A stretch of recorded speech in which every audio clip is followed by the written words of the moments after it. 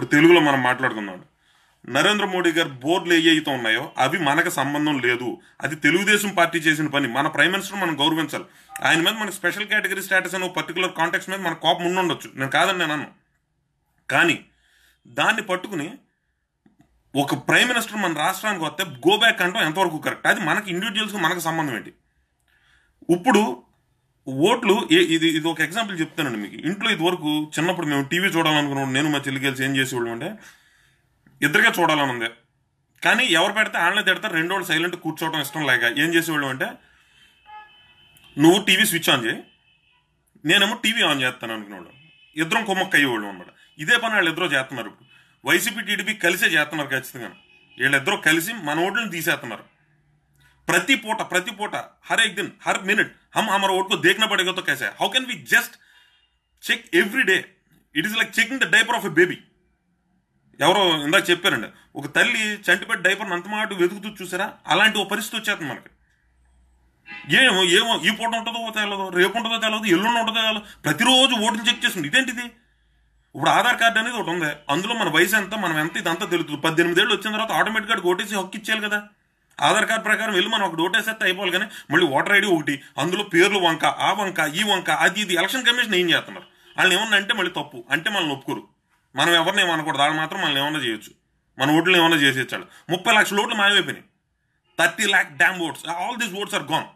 ఎలాగా? దీన్ని మనం ఎలా చెప్పాలి? అసలు నిజంగా నాకు అర్థం కావట్లేదండి. ఏంటిది? ఇది రాజ్యాంగంలో ఇది ఇలా తయారైతే రేపు మన రాష్ట్రాన్ని చూసి మిగిలిన రాష్ట్రాలు కూడా ఇదే పని మొదలెడితే, మొత్తం దేశం అంతా ఇదే తయారైతే ఇంత పెద్ద డెమోక్రసీ మొత్తం కొలాప్స్ అయిపోతుందండి. ఏమంటే 700 కోట్ల జనాభా, 800 కోట్ల మంది జనాభాలో 125 కోట్ల మంది ఒక డెమోక్రసీ కింద ఉండటం అంటే 70 ఏళ్ళకి చిన్న చిత్తగా తప్పులు ఉంటాయి. ఏ డెమోక్రసీ ఇంత పెద్ద దేశంలో తప్పులు జరగకుండా ఎలా ఉంటాయి? కాకపోతే ఇంత అవుట్ ఆఫ్ టాలరెన్స్ వెళ్తే అది రేపు పొద్దున మనకి చాలా దెబ్బ తగులుతుంది. అది కొలాప్స్ అయిపోతుంది, వ్యవస్థ మొత్తం కొలాప్స్ అయిపోతుంది అండి. ఇది చాలా దారుణమైన పని వాళ్ళు చేసేది.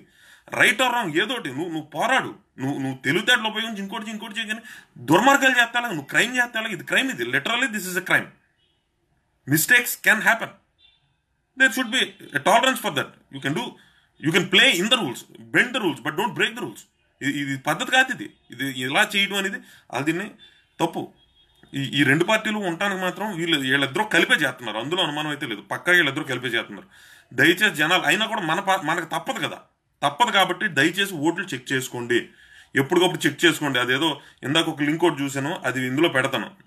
ఏంటంటే నేను సామాన్యుడిని, నాకు ఇంత టెక్నాలజీ, ఇంత డెప్త్ అనాలిసిస్ నాకు తెలియదు. నాకు ఉన్నది ఏదో మామూలు నేను నా పని చేసుకునేవాడిని. రోజు ఇవన్నీ ఎత్తుక్కుంటా కూర్చోవడం నాకు యూజర్ ఫ్రెండ్లీగా ఉండాలి కొంచెం. నేను నా పని చేసుకుంటా, ఓటు అనేది నా బాధ్యత కాబట్టి నేను చూసుకోవాలి, చెందాలంటే ఇవన్నీ నన్ను పెడితే అలాగా? ఇంకా నేను ఇంత డెప్త్ ఇవన్నీ చూసుకుంటా కూర్చుంటా నా పని. మీరంతా ఎత్తుకుంటాం, ఇంకా గవర్నమెంట్ ఎంప్లాయీస్ మీరంతా ఉంటాం ఎందుకు? మమ్మల్ని హెరాస్ చేస్తానికైనా మేము ఇవన్నీ ఎత్తుక్కుంటా కూర్చోవడం మమ్మల్ని ఆడింతారా మీరు? మీ బాధ్యత లేదా మీకు ఎవరికైనా? ఇదా పద్ధతే? ఇంత దారుణమా? ప్రతిరోజు ఓటు ఎప్పుడు పోతుందో తెలవకుండా ప్రతిరోజు ఎత్తుక్కోవటం ఏంటి? ఇదేం కర్మ ఇది? ఇదేం దరిద్రం? ఇప్పుడు ఆధార్ కార్డు ఇచ్చారు, అందులో మీ డేట్ ఉంటుంది, మీ డేట్ ఆఫ్ బర్త్ ఉంటుంది కదా క్లియర్గాను. నువ్వు అదే ఆధార్ కార్డుతో ఓటు వేస్తే అయిపోతుందని సింపుల్గా తేల్చడం మానేసి ఏంటి హెరాస్మెంట్ ఏంటి జనానికి? ప్రతిరోజు ఓట్లు తీసేస్తాం. బతుకున్నాడు వస్తాడు, ఆధార్ కార్డు తీసుకుని వస్తాడు, ఓటు వేస్తాడు, వెళ్ళిపోతాడు, అయిపోయింది. అదొక్కటి మానేసి రోజు హెరాస్మెంట్లు ఏంటి? ఇదేం సాడిజం ఇది? ఓట్లు తీసేసేవని కాసేపు, ఉంచేవని సేపు, పోతాయని, రేపు పోయిన మళ్ళీ అప్లై చేసుకుని మళ్ళీ అప్లై. ఏంటి దుర్మార్గం ఏంటి దరిద్రం ఏంటి? మాకు పని చేసుకోమంటారా మమ్మల్ని? ఈ పెంట అంతా చూసుకుంటా కూర్చోమా మేము?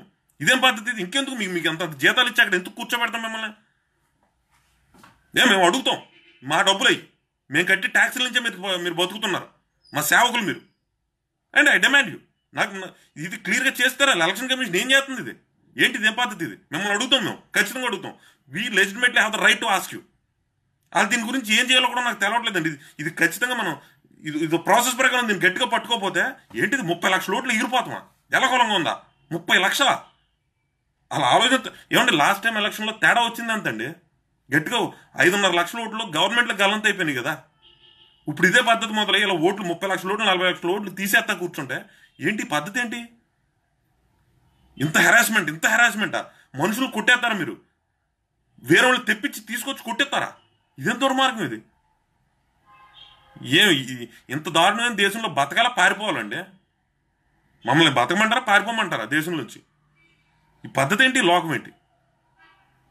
మనుషులకి అవగాహన తీసుకురావట్లేదు.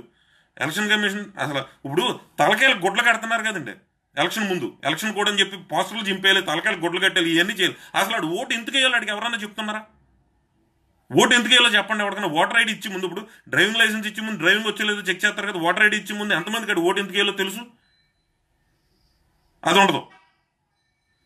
తాగొచ్చి ఓటే ఇచ్చాడు, తిరుగులేదు. ఇంకా తాగినోడు కూడా వచ్చి ఓటే ఇచ్చు. మీకు ఏదో రోడ్డు మీద ఒక యాక్సిడెంట్ అయితే 10 మంది పోతారండి. ఇలాంటి తప్పు జరిగితే దేశం అంతా నాశనం అయిపోతుంది. దానికి మీకే లెక్కలేదు, దానికి ఏ గొడవ లేదు. మీకు బాధ్యత రాహిత్యం అండి ఇది బాధ్యత రాహిత్యమే.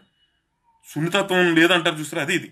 మీకు ఎక్కడ బెండ్ అవ్వాలి, ఎక్కడ తెలవదు. ఇంకా ఏడిపించు తినేతం ఒకటే తెలుసు. మనుషులు శాడిస్టులు హెరాస్ చేసి తినడం మాత్రమే తెలుస్తుంది, అంతే. బాగుంది, మీరు ఇలాగే ఉండండి. ఇది పాపం పండుతూ అంటారండి. ఇది జరుగుతుంది. ఇంత దారుణంగా గవర్నమెంట్ ఆఫీసులో కూడా ఎంత దారుణంగా ప్రవర్తిస్తున్నారంటే మీరు అందరూ కలిసి మనుషులు కొడతారా? మీరు కొడతాం కాకుండా చిన్న వాటికి మనుషులు కొట్టిస్తారా? వేరే వాళ్ళు తీసుకొచ్చి మీ ఎదురుగానే కొడతా మీ విలువే ఉంది. ఇంకా మీకంటూ విలువ ఏడిసింది. ఇంకా మీ ఎదురుగా ఇంకొకటి వచ్చి కొడతామంటే, ఇంకొకరు ఎవరు ఆడవాళ్ళు వచ్చి మీ ముందు కొడతామంటే మీ విలువే ఉంది ఇంకా అక్కడ. Please subscribe new waves. ఇలాంటి మరిన్ని మంచి వీడియోలు కావాలని కోరుకుంటున్నారా? అయితే పక్కనే ఉన్న గంట సింబల్ను క్లిక్ చేయండి.